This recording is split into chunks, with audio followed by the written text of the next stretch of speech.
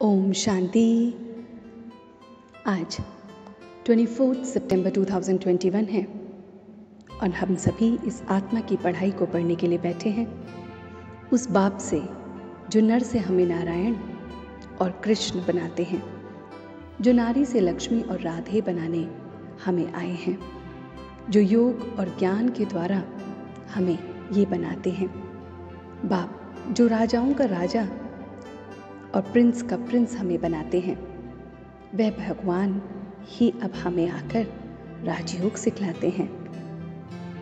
वही बताते हैं कि ब्रह्मा नंबर 1 भक्त है।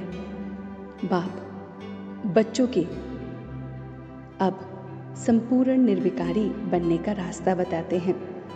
शिव बाबा कालों का काल आया हुआ है सभी आत्माओं को वापस ले जाने के लिए। तो हम बच्चे जानते हैं कि भगवान कहाँ है, वो निराकार कहाँ रहता है, वो क्यों आया है। हम ब्रह्मा कुमार ब्रह्मा कुमारियाँ आपस में भाई भाई हैं, तो कोई क्रिमिनल असॉल्ट कैसे हो। ये संगम युग पुरुषोत्तम युग है। परिपक्व अवस्था होने से भक्ति हमारी आप ही छूट जाती है। पहले कहेंगे प्रिंस ऑफ सतयुग और फिर कहेंगे किंग ऑफ सतयुग। तो 8 पीढ़ी उनकी चलती रहती है। बाबा कहते हैं कि अब हमें दोनों तरफ तोड़ निभाना है, युक्ति से चलना है, घर बार भी संभालना है, बच्चे भी संभालने हैं और ये रूहानी यात्रा भी करनी है। बाप की आज्ञा का पालन करना है, इसमें ही हमारा कल्याण है। बाप कभी दुख नहीं देते हैं, वह तो हमें लायक बनाते हैं इस प्रॉपर्टी को लेने की। दुख कर्मों के अनुसार हमें मिलता है।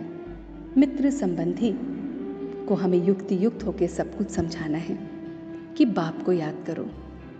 हेवन की स्थापना करने वाला वो हेवनली गॉडफादर है, उसे याद करो। योग से हम पवित्र बनते हैं, स्कॉलरशिप लेते हैं, 21 जन्म राज्य पाते हैं। हर कर्म हमें साक्षी होकर शिव बाबा की याद में रह के करना है। हर समय हर कर्म में हम बैलेंस रखते हैं तो सर्व की ब्लेसिंग्स हमें प्राप्त होती है। तो बाबा कहते हैं, मीठे बच्चे, तुम यहाँ श्री कृष्ण जैसे प्रिंस बनने की पढ़ाई पढ़ते हो। तुम्हें पढ़ाने वाला स्वयं भगवान है। भगवानोवाच, बाबा ब्रह्मा के मुख द्वारा बोलते हैं। बाप वंडरफुली इसमें प्रवेश करके हमें पढ़ाते हैं। ज्ञान चिता पर बैठ अब हम गोरे बनते हैं। ये पाठशाला है प्रिंस कृष्ण जैसे बनने की। बाप करण करावन हार है, तो ब्रह्मा से कार्य कराते हैं। बच्चों को राजयोग सिखलाते हैं और कहते हैं कोई भी बंधन में नहीं बंधना है। तो बाबा हमें ये सारी की सारी बातें सिखाते हैं। आज बाबा ने जो हमें वरदान दिया है वो है पुराने संस्कार विघ्नों से मुक्त और मुक्ति प्राप्त करने वाले सदा शक्ति संपन्न भव। किसी भी प्रकार के विघ्नों या कमजोरी या पुराने संस्कार से मुक्ति अगर प्राप्त करनी है तो शक्तियां धारण करो, अलंकारी रूप में रहो। जो भी अलंकार से सजे रहते हैं वही विष्णुवंशी बनते हैं, लेकिन अभी वैष्णव बन गए हैं। तो उन अलंकारी मूर्त को कोई भी तमोगुणी संकल्प या संस्कार टच भी नहीं कर सकता। कोई भी वस्तु व्यक्ति कोई भी उन्हें टच नहीं कर सकता। वो सबसे किनारा कर लेते हैं।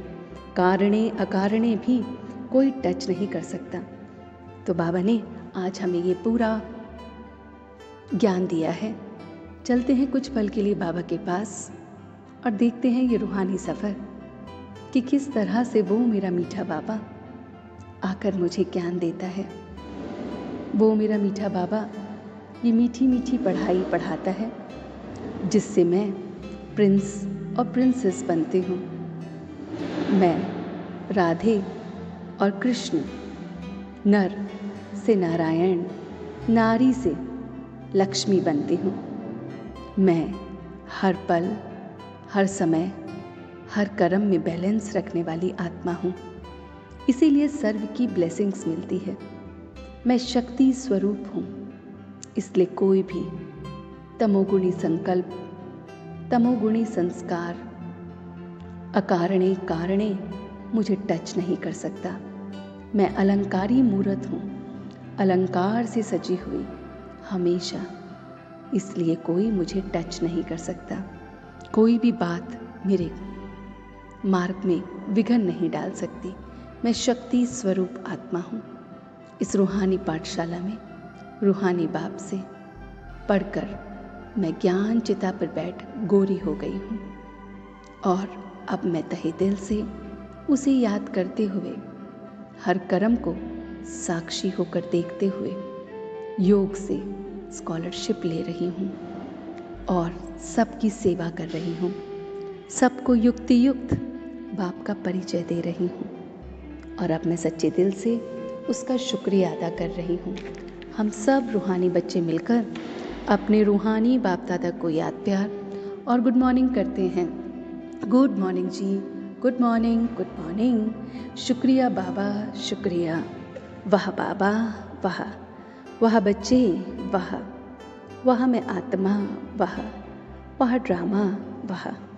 ओम शांति, ओम शांति, ओम शांति।